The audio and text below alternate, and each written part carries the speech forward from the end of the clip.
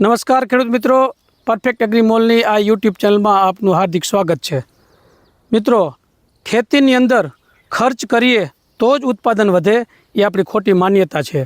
ખરેખર ઘણા બધા મુદ્દાઓ એવા છે ખેતીની અંદર કે જેમાં આપણે ખર્ચ નથી કરવાનો, માત્ર થોડીક આપણે તકેદારી રાખવાની છે। તકેદારી રાખવાથી પણ આપણે તો ઘણા બધા ઉત્પાદનની અંદર ફેરફાર કરી શકીએ છીએ। તેમાંનું આજે એક ઉદાહરણ આપની સમક્ષ લઈને આવ્યો છું। તો આપણે જોઈએ મરચીની અંદર, ખાસ આજ મરચીના પ્લોટની મુલાકાત લેવાની છે અને એમાં હું તમને સમજાવું કે આપણે કઈ ભૂલ કરી રહ્યા છીએ। તો ચાલો આપણે જોઈએ મરચાના છોડની અંદર કેટલો માલ લાગેલો છે। આપણે જોઈ શકીએ છીએ બધા છોડની અંદર કેટલો માલ। હવે છોડની ઉંમર પ્રમાણે આ માલ વધારે ગણાય। હવે એની સાઈડ ઇફેક્ટ શું થાય એ આપણે જોઈએ કે જે છોડે વધારે માલ લઈ લે છે પછી એની જે આગળની જે ડૂક જે છે એ બંધ થઈ જાય છે, જે આપણે જોઈ શકીએ છીએ। જો આ ડૂક બંધ થઈ ગઈ, આ ડૂક બંધ થઈ ગઈ, આ ડૂક બંધ થઈ ગઈ, આગળ જે કુણપનો ભાગ છે એ બંધ થઈ ગયો। બધી ડાળીમાં આપણે જોઈએ, અહીંયા પણ આપણે જોઈએ એ બંધ થઈ ગયું। અહીં આપણે જોઈએ જે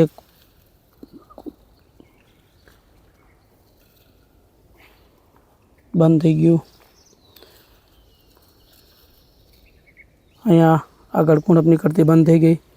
ટૂંકમાં આ છોડમાં માલ વધારે લાગ્યો છે, જેના હિસાબે થઈને આગળ જે ડૂક ચાલવી જોઈએ, બરાબર, કે છોડ આગળથી ચાલવો જોઈએ એ ચાલી શકતો નથી।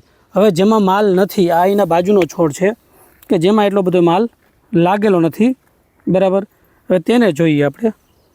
તેમાં ટોટલી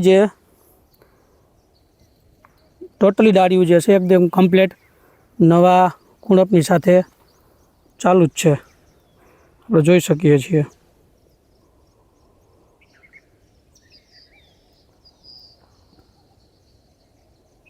તો આવી નાની નાની બાબતોને ધ્યાનમાં રાખી વધારે પ્રોડક્શન લેવાના લાલચમાં છોડ ઉપર વધારે લોડ આપવો નહીં। મિત્રો, ત્યાર પછીનો જે બીજો અગત્યનો જે મુદ્દો જે છે એ ગોલમીન્સ, જે ગોલમીન્સના હિસાબે થઈને આપણે પહેલેથી જોઈ કે ગોલમીન્સ કઈ રીતે નુકસાન કરીએ ને, જરા બતાવો તો। શરૂઆત એની જે છે ને એ ફૂલથી થાય છે।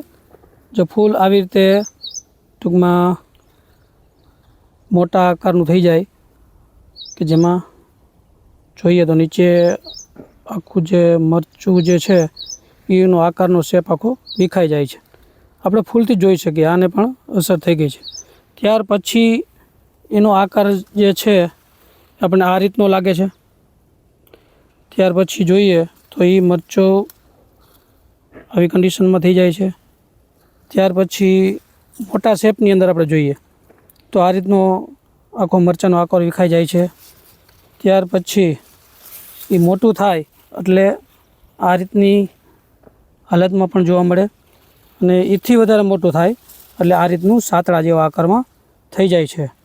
આ બીજા જે રોગોની સરખામણીમાં, જીવાતોની સરખામણીમાં આ ખૂબ ખતરનાક ટૂંકમાં આખી જીવાત છે કે જે પ્રોડક્શનમાં ટૂંકમાં 50% ઉપર લોસ આવી શકે છે આનેથી।